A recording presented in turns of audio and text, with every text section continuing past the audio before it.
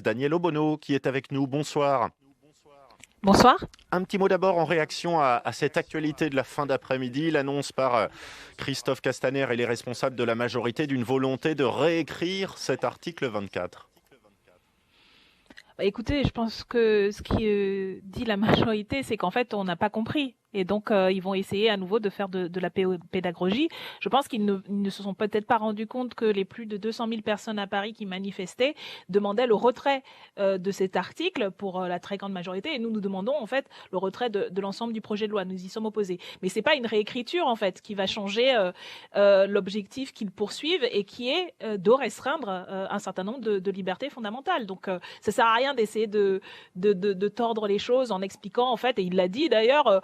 On n'a pas été bien compris. En gros, vous n'avez rien compris et on va essayer de vous la faire à l'envers. Et je pense que c'est pas très crédible. C'est assez méprisant.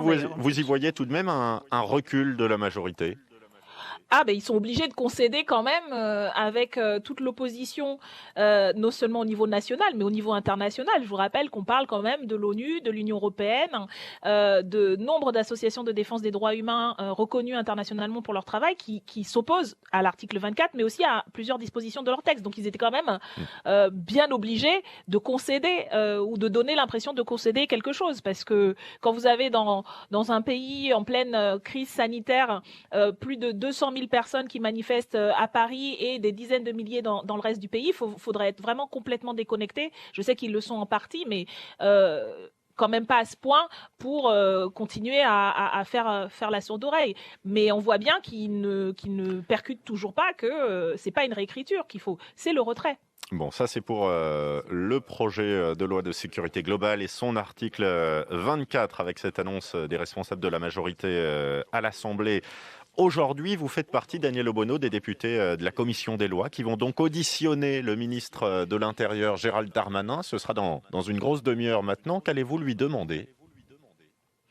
Je vais lui demander s'il compte enfin prendre les mesures nécessaires pour s'adresser et adresser le problème structurel que révèlent ces violences policières qui n'ont pas commencé simplement avec le cas malheureux de Monsieur Zecler et des jeunes hommes qui se retrouvaient, des jeunes gens qui se trouvaient dans ces locaux quand il a été violenté, mais qui depuis des années maintenant, sont dénoncés par les victimes, les collectifs de victimes, par nombre de rapports, et par rapport auxquels on a jusqu'à aujourd'hui, de la bouche même de ce ministre, M. Darmanin, un déni total. Et ce déni participe justement de la perpétuation en fait de ces actes parce qu'il y a une impunité qui s'est installée et donc j'attends et je pense que des milliers de personnes et des millions de personnes aujourd'hui attendent de ce ministre qui prenne ses responsabilités et arrête d'avoir cette attitude de déni. Vous attendez quelle explication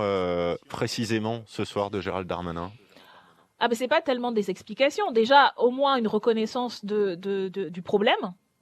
Et pas simplement qui nous explique que les agents ont déconné, parce que franchement, c'est extrêmement insultant et problématique que ce soit ça l'essentiel de son analyse. Et puis j'attends d'entendre des mesures qui vont être prises, parce que en définitive, les agents sont responsables de leurs actes, bien sûr, et ils doivent être sanctionnés pour les actes commis, mais c'est aussi une responsabilité de la hiérarchie, parce qu'il y a dans plusieurs affaires déjà, et dernièrement vos collègues de Mediapart ont encore révélé une affaire où c'est la préfecture de police qui